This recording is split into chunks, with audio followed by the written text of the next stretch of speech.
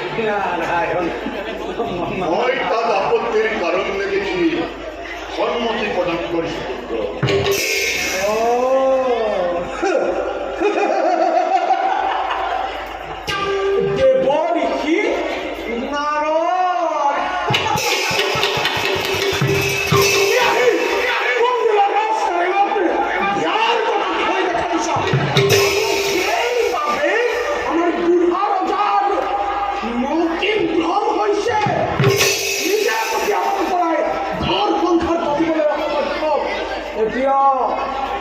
রুক্মিণীর বিবাহের ভাবে সেই ভাবটিকে গ্রহণ করিছা নহয় জানতে করিছি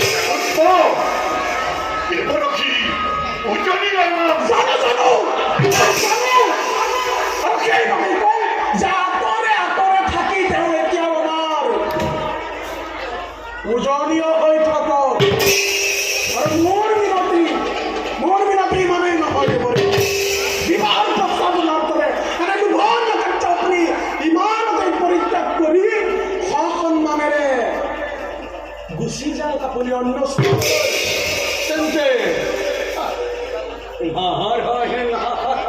তেন্তে দেখিছো যদুপতিৰ সৈতে যুৱৰাজ ৰূপময়ী সম্বন্ধ কৰিব নিবিচাৰা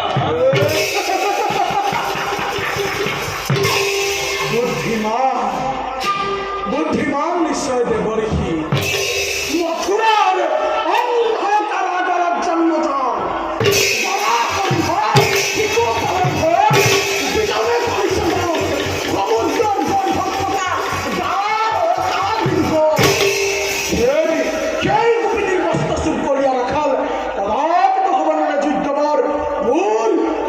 মোৰ প্ৰাণৰ ভগিনীৰ বাবে যি কৃষ্ণ পেটৰ বুকত ভূমিৰ ঘৰে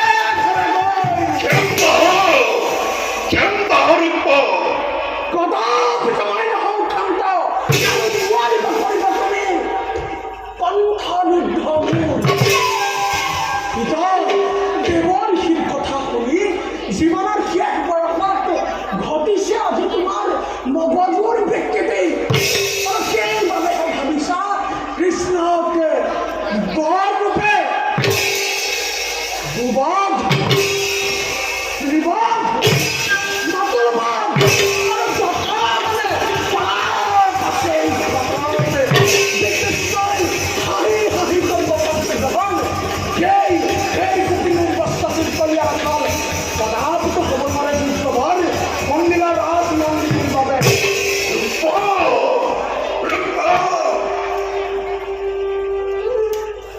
সহস্ৰবাৰ ভাবি চাইছো পিতা এতিয়াও তোমাৰ দৰে মোৰ মগজুৰ বিকৃতি ঘটা নাই শুনা পিতা ৰুক্মিণীৰ বিবাহৰ বাবে অনৰ্থক আৰু কোনো চিন্তা কৰিব নালাগে মোৰ বন্ধু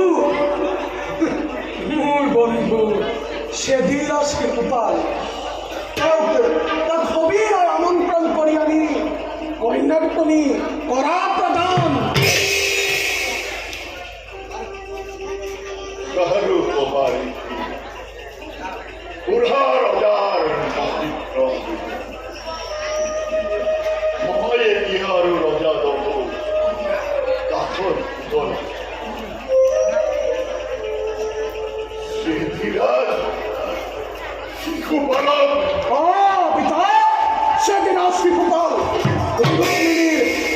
একমাত্ৰ উপযুক্ত বৰ বুলি হৈছে বিবেচিত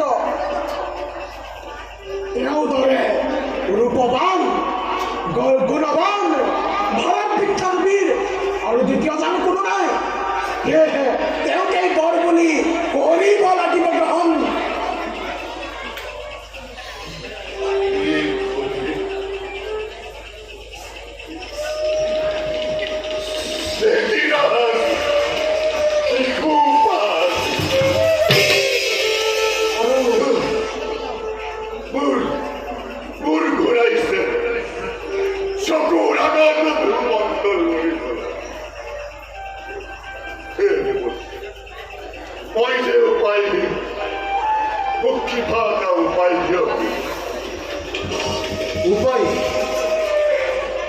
উপায় দিবলৈ মই যে একেবাৰে অসমৰ্থ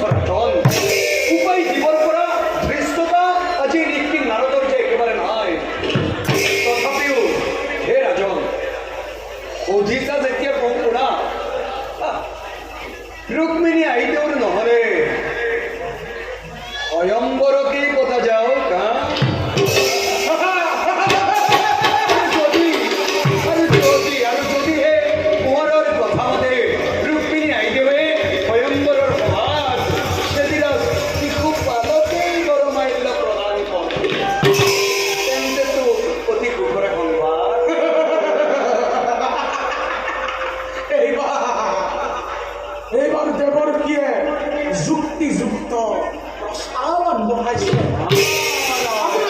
আপোনাৰ এই প্ৰস্তাৱত মই সমৰ্থন কৰোঁ। গুৱাহাটী কোৱালৈ কৃষ্ণ তোমাৰ তেওঁৰ ৰূপটিলৈ আশা নকৰাই ভাল।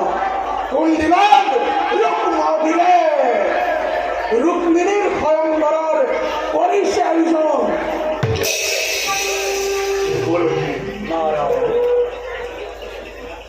আৰু কবা গৈছে ৰূপমন্দিৰে ৰাজকাৰ্য চলাইছে, ৰূপমন্দিৰেই সংযুক্ত কৰ্তৃত্ব দিছে।